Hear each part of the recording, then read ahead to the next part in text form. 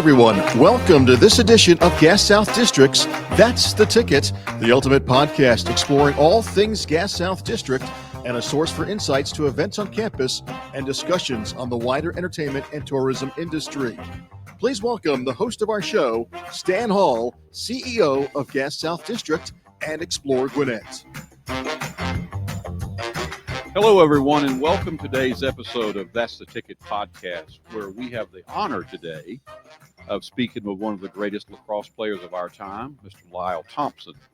Born and raised in the Onondaga Nation, Lyle's journey in lacrosse is more than just about records and championships. It's also about culture, tradition, and the respect for the game. From his historic collegiate career at the University of Albany to becoming a dominant force in the NLL, Lyle has not only elevated the sport, but also stayed true to his deep Indigenous roots. Today, we're going to talk about his path, the meaning of medicine games, and what continues to drive his passion for lacrosse. So let's get started. First of all, Lyle, welcome to the show, and thank you for coming and being with us today. Yeah, thanks for having me. We appreciate your time. So, Lyle, tell us a little bit about your the earliest memories of playing lacrosse and how the sport became such a central part of your life. Yeah, I think for me, just growing up on the Onondaga Reservation, small community, lacrosse is a huge part of who we are, and it's our number one sport. So you drive down the roads of Onondaga, you're going to see kids with lacrosse sticks in front yards, backyards. We got facilities that are built specifically just for lacrosse, and sort of just shows what our community is about and how important lacrosse is to us as Onondaga people. So growing up there, you're pretty much born with a lacrosse stick in your hands. Yeah. And, right from a young age, I guess my earliest memories are just playing lacrosse in the backyard. Growing up, we didn't have a lot of money or anything like that. We grew up without electricity and running water. Yeah. So we didn't spend much time inside. We went inside to go to sleep and to eat.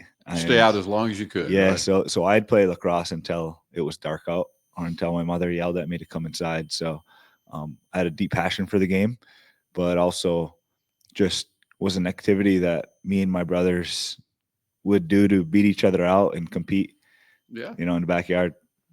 So, Lyle, I know lacrosse has very deep roots in Indigenous culture. Share with us what the game means to you personally and culturally, especially in the context of the medicine games aspect. So, yeah, I mean, lacrosse it's intertwined within our culture, and as Indigenous people, as Haudenosaunee people, our worldview it's all about respect. It's about using a good mind, and it's about joyfulness, finding a way to find your passion and the things that make you happy, so that in turn, you can make other people happy with what makes you happy. So, a lot of our culture teaches us how to connect with the natural world and how to give respects to the other, beings that are walking amongst the earth with us. So, when it comes to lacrosse being intertwined with that, that's how I was, it's a little bit flipped for me, because usually you learn your culture and then, try to tie in some of the things with lacrosse. For me, my parents always taught us, they used lacrosse as a tool and a vehicle to teach us life values and our cultural values. So, growing up, my father always stressed his favorite word, I guess, would always be respect. Yeah. After every game, anytime if I had any signs or shown any disrespect, he would remind me that this game is about respect. You got to respect yourself. You got to respect your teammates, the coaches, the refs, and you got to respect your stick. And that was the biggest thing for me growing up. I had a really strong connection with my stick, and I treated it as a person. We culturally, that's how we always treated. I had a wooden stick. I used one stick from age 6 to 12 years old. That's pretty uncommon. Whereas it's part of your life, right? Yeah. So in today's day and age, kids are getting sticks twice, 2 sticks a year. I had one stick for 6 years, and I cared a lot about that stick. I cried when the stick broke. I bet you did. So it was, that's the cultural aspect of it. I had such a deep connection with it because my father had taught me how to respect it. He taught me where it came from. we put together that stick together. He bought the wood, he did the catgut. We netted it how I like it. We taped it how I like it. And he did that with each one of us, me and my brothers. But then just playing the game, experience and always getting those reminders from my parents was like, you have to play with a clear mind.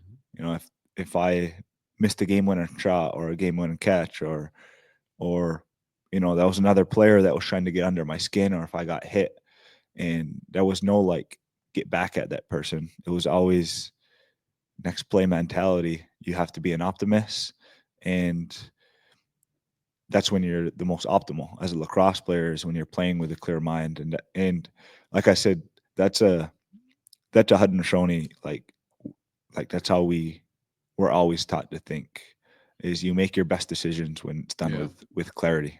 Well, I love hearing you say that, first of all, because everything you just talked about is applicable to life, right?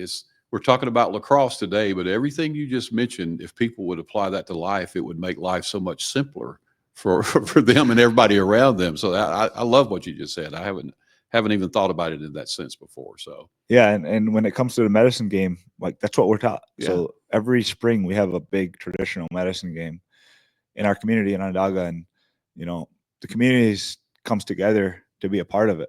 And you have anywhere from 50 people to plus 100 people on one field, and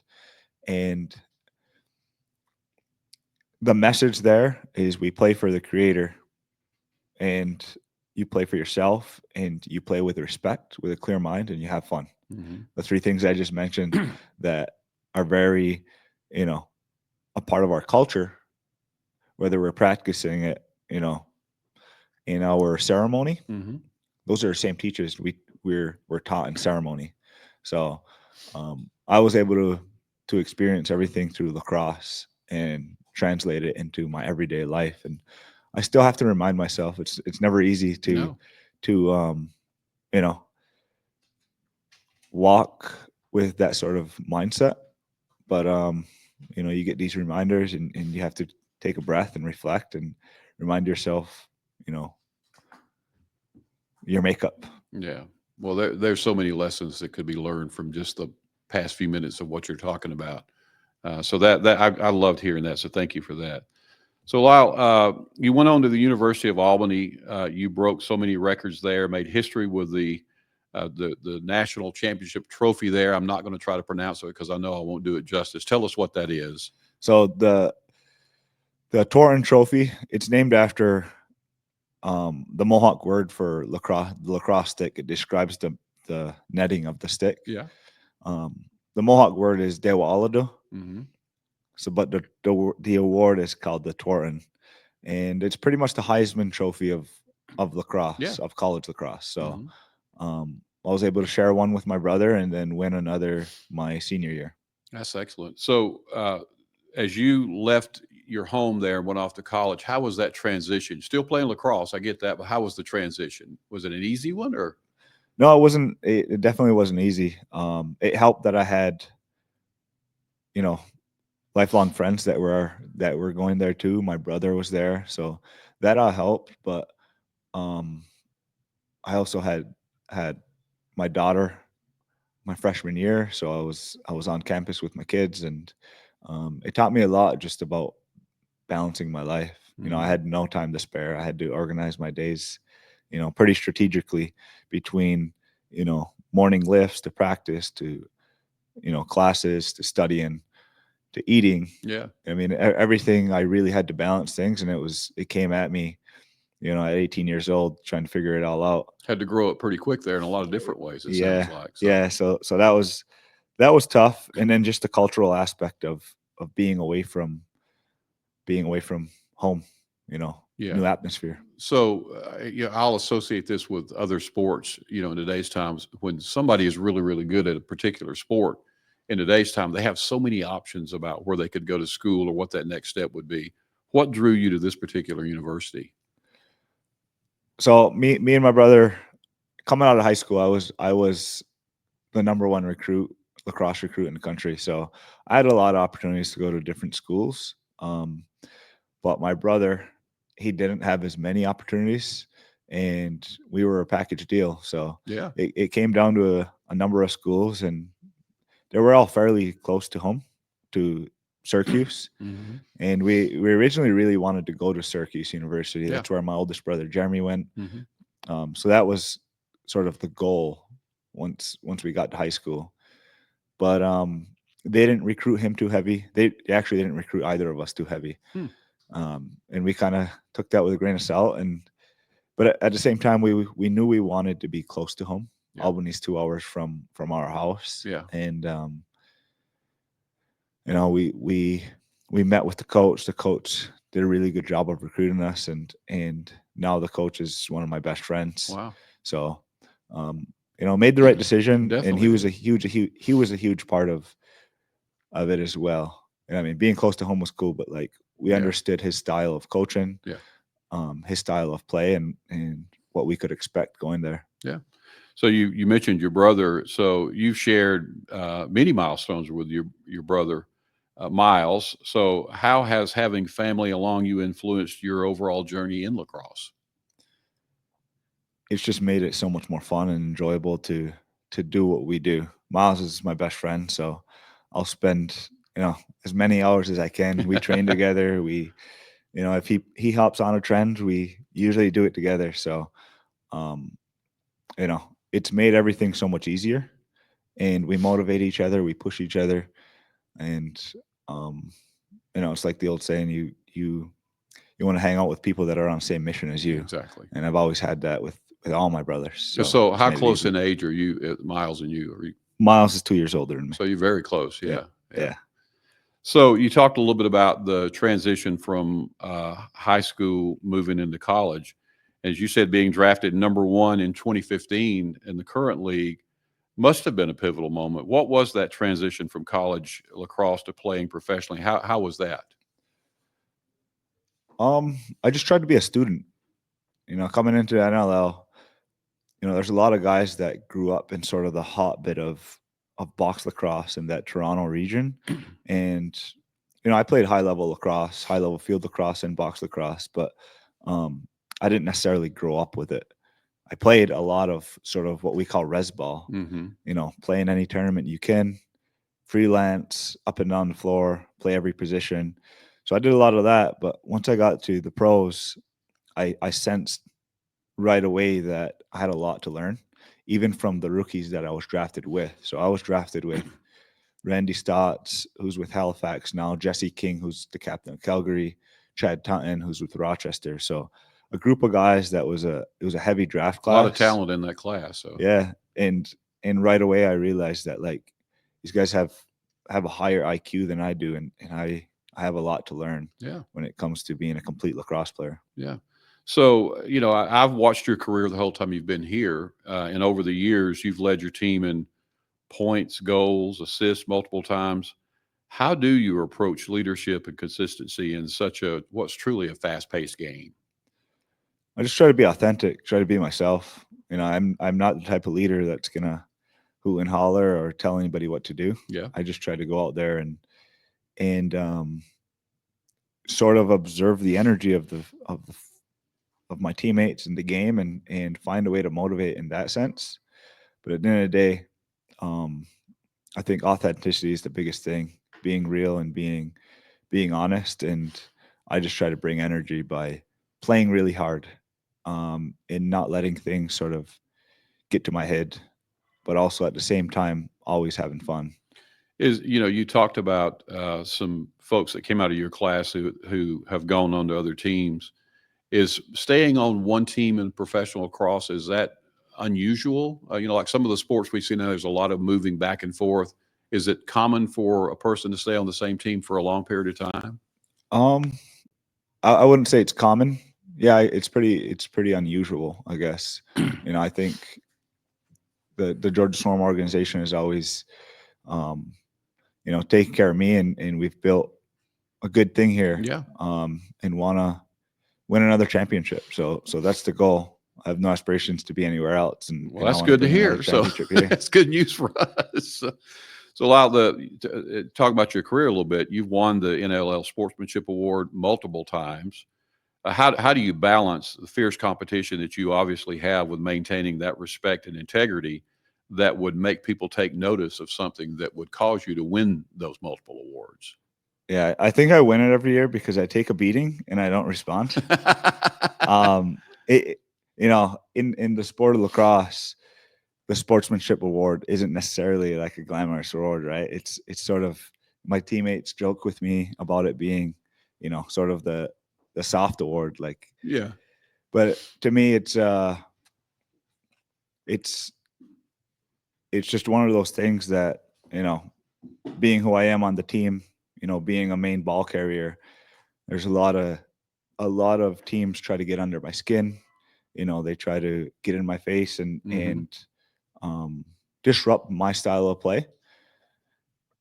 And I can sense it. I just brush those kind of things off and continue to play. And like I said, I always play hard. Yeah, I'm gonna fight for every ball. I'm gonna cross check as much as I can. I'm gonna sprint off the floor. Yeah. And it helps that I don't get a lot of penalties. So I think I get a lot of respect from the refs as well. Yeah. Because of my style of play. But yeah, I think at the end of the day, it's not, I think the league, teammates, opponents, refs see that I take a beating and I don't respond to it. So the description I'm about to offer is mine and not yours of yourself. But for someone who has had the kind of success you've had in high school, college, and now in the pros, your statistics in the pros sort of speak for themselves. But do you believe that sort of reputation you have in the league, do you think that brings out people who are competing against you, and you think they up their game a little bit when they see you come out there?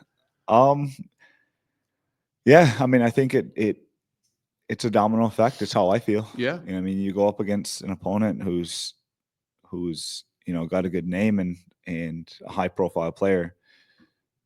I wanna match it. I mean, I want to compete with that. I want to outdo them in a way. So that's the competitive mindset I have. Yeah.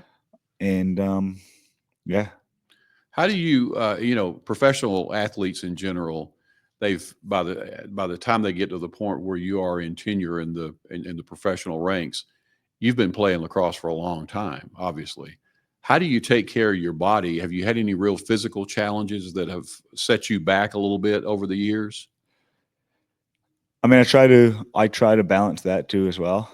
I've gone through pretty much every stage of training, whether it's bodybuilding, building my endurance, my mobility, all those things. I try to make sure I'm taking care of those things, but at the same time, with the amount of training we do, injury is going to happen. I've messed up both of my shoulders. I don't know what the most common injury is in lacrosse, but I feel like a lot of guys have torn labrums or rotator cuffs just because it's an Is there more upper body injuries in lacrosse than anything else? Because you guys, your knees and ankles are certainly. Yeah, I would say knees and shoulders are the most common injuries. Yeah. Have you missed any time because of a particular injury? No. Okay. Well, let's quit talking about it, right? Yeah. I found a way to get through them and I'm an optimist about it. I think my injuries happened with pretty good timing, enough time for me to recover from them and find some time to rehab. Yeah, exactly. So other stories that I'm trying to make a comparison of other sports in our country, some of the things that are going on professionally versus maybe what may or may not be going on in lacrosse. But we see athletes who get to a certain level that seem to have a more difficult time of getting motivated for practice and the training and all the things that you talk about that you guys are involved in. What keeps you motivated, to keep on training hard, practicing hard, go to the games? Do you have any pregame rituals or routines that help you stay focused, or how do you do it? I like to simplify everything and keep things, as easy as I can mentally. So my goal is to keep things fun. Yeah. Whether that's preparing for the game, preparing for, my training, it gets draining. Yeah. The travel gets draining, the practice gets draining, forcing myself to, get shots on net and go to the gym. All of that gets a bit draining, but I think when you keep it fun and keep it loose and I think that's the important part. Yeah. You keep it fun. Doesn't matter if you go out there for 30 minutes, 2 hours. Yeah. That's my approach. Talk a little bit, Lyle, about the travel. I think lacrosse is a little bit unique in that a lot of the players who play in a particular city don't necessarily live there. There's a lot of traveling back and forth. How do you guys maintain that pace as far as, you're there and then you got to go back home? How do you guys keep up with all that? So yeah, we're weekend warriors. So our games are typically on Friday, Saturday, or Sunday, and 80% of the league have a 9 to 5 during the week. So you got to find a way to balance that life, your work life, your training life. We'll have film, homework, team calls in the evenings. Mm-hmm. So you just got to find a way to balance it. Mm-hmm. Luckily for me, I'm a full-time lacrosse player, so I'm able to sort of really focus in on lacrosse, and my training, my day-to-day has really revolved around being a professional lacrosse player over the past 8 years since I've become a pro. So now there's the box lacrosse, which is what the Georgia Swarm participates in, but there's also outdoor lacrosse professionally as well, right? Yep. Do some of the players play in both leagues, or? Yeah. So when I first got drafted into both leagues, the 2 leagues overlapped, the NLL and what was the MLL. Now the PLL. Now they don't overlap, so it's a lot easier to play in both leagues. But you can either play in the PLL, which is outdoor, through the summer months, or you can play summer box lacrosse up in Canada. Still a high level. It's what a lot of the professionals do in the off season to keep their sticks in their hands and stay busy. So over the past 2 years, I've played summer box lacrosse. So you play all year round, basically, right? My month off is October. You take October and do nothing, right? Yeah, stay home as much as I can. I hear you. So I've heard, I think that the Georgia Swarm does a great job of marketing the team. And of course, a lot of that's, they're talking about particular moments in competition that, that sort of the highlight reel. I've heard you name in many of the highlight reels, and you've had such incredible performances throughout your career. Is there a particular game or a moment that comes to mind that stands out as especially meaningful for you over your career? I mean, the championship game when we won the championship against Saskatchewan. Crazy game, crazy ending to it. They're up by 1 with I think like 9 seconds left in regulation, and they do a crazy play where they pulled their goalie, and I'm doubling my brother. Me and Joe White are doubling my brother, who's on Saskatchewan, my oldest brother, Jeremy. Makes a pass. The guy misses the pass. We grab it. We go down. Jeremy hops in net because the net's empty. I take a shot, hit his shoulder. He makes the save on me. No goalie equipment, but Joel gets the rebound and dumps it in. So we go into overtime.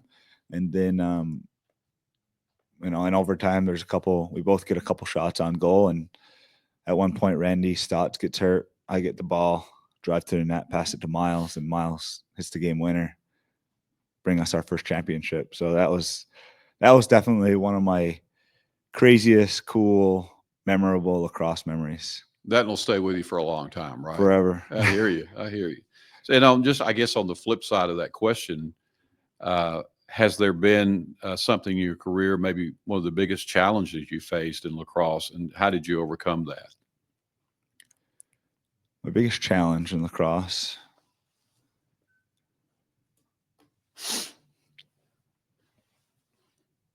That's a tough one. I guess tearing my rotator cuff and trying to decide whether I'm going to do surgery or I'm going to find an alternate route, and when I was going to take the time off, how much I was going to play through it. playing for so long. I've been playing year round since I was like 15, 16 years old. Mm-hmm. And, you build a habit, you build a pattern, and you have a hard time just saying no to playing, even if it's just like practice or pickup. I think it's a problem a lot of athletes face because you just get competitive and you fall in love with what you're doing. Yeah. So being around it is almost harder. So that I would say that was the biggest thing, is just, hurting my shoulder and trying to decide, still being around the game and trying to decide what it was I wanted to do. Exactly. So you talked about competing 11 months of the year with October off. I'm just curious, do you have any hobbies other than lacrosse? I have 5 kids. That's your hobby, right? I love to coach them. I Yeah. just got into coaching, so Yeah. I love just training them and coaching them, and still, I guess, being around the game.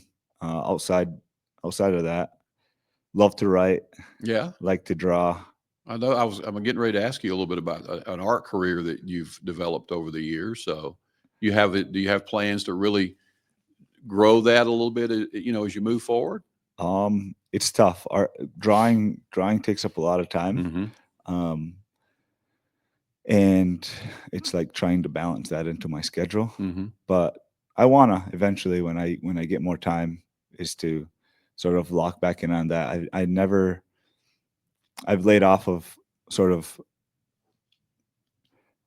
my artistic things since like my freshman year of college. I started off as an art major and end up changing my major, but eventually I want to get back to. You always had an interest in art, obviously. Yeah, so. just doing it because I like to do it to pass time. Yeah. So I was going to ask you about your kids and how that relates to an interest in lacrosse. And you sort of answered that. If you're coaching them, they're playing.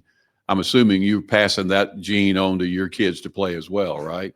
Yeah, I mean, I think sport allows kids. It gives you an opportunity as a parent to teach some of the things that come with sport, which is I'm able to teach them discipline, consistency, things like that. It's up to them what they want to do with it. Mm-hmm. You can lead a horse to water, but you can't make them drink it. Yeah. So I just try to keep it fun with them too. Yeah. Like at the end of the day, kids will decide to stay inside and watch TV and play on their phones, 9 times out of 10. Yeah. But you have to build a pattern within them. And that's what I try to do. It's like when they get home from school, you can take your half hour. Then you got to get on your moving, device, right? and then we're gonna do something as a family. We're gonna eat together. We're gonna train together. Yeah. And with my kids, we do everything together. That's so. great. That's great. So you've been around lacrosse a long time, and you recognize, I would assume, talent when you see it as it relates to lacrosse. Have you picked up anything in that kid pool you have in your house where you say that one or that one's got some potential? No, I'm not asking who's your favorite. I'm just asking. No, you I think they're all different, and you could rank them who's most athletic, who's got the most potential, but I think the fun in being their father is being able to be like, you have these strengths and these weaknesses, and let's figure out how to like build both of those. And it's a challenge, right? Yes, it's a challenge. And sometimes even as a father, it's like, damn, this kid just gets it and they pick it up so fast. It's almost aggravating because you're trying to teach the other kid the same thing and they're not getting it. So I think that's part of the fun in it for me. And I always just try to be encouraging for them, and give them what they need as an individual, because every kid's different. Well, I bet there's some genes that have been passed along, though, that are going to show up as they keep moving forward. So wrapping up today, Lyle, if you think about the future of lacrosse, what message do you hope to pass on to the next generation of lacrosse players and how they might affect the game? I mean, I think it sort of circles back to where we started in the cultural aspect of the game of lacrosse and what it's about. And at the end of the day, we're watching youth sports head in a direction that's like it's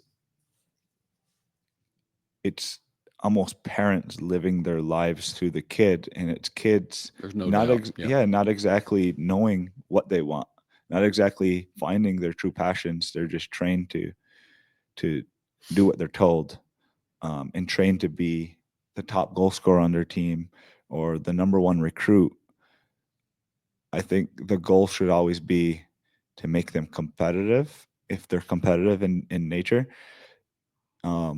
Be consistent, have discipline, and have fun. Yeah.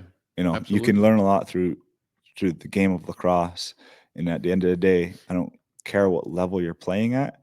I just want you to have respect in life and in the game.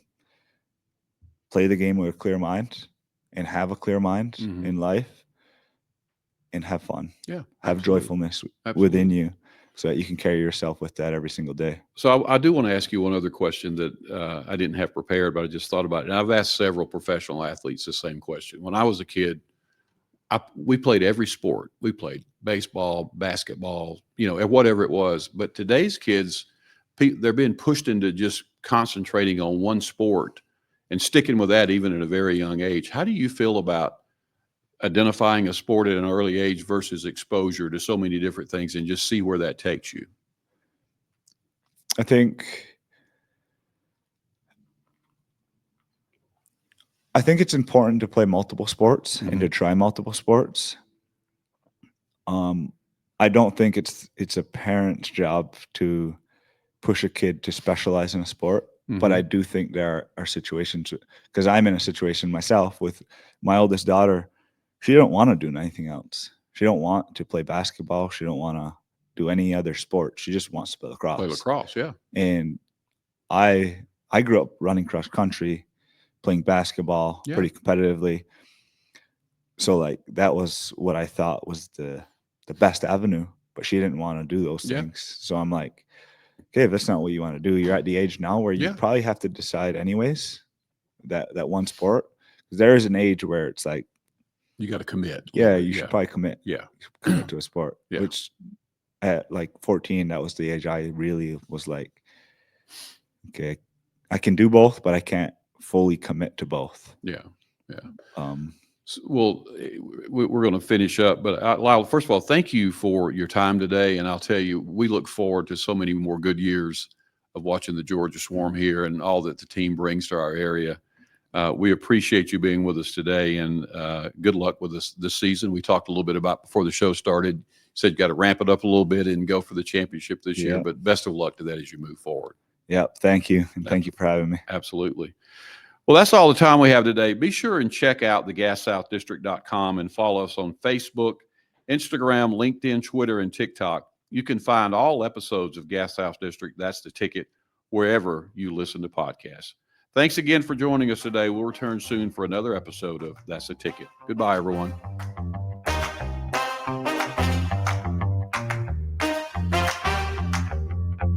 Thanks for joining us today, and we hope you enjoyed the episode. For show notes and further information about Gas South District and upcoming events, please visit our website at gassouthddistrict.com. That's the Ticket.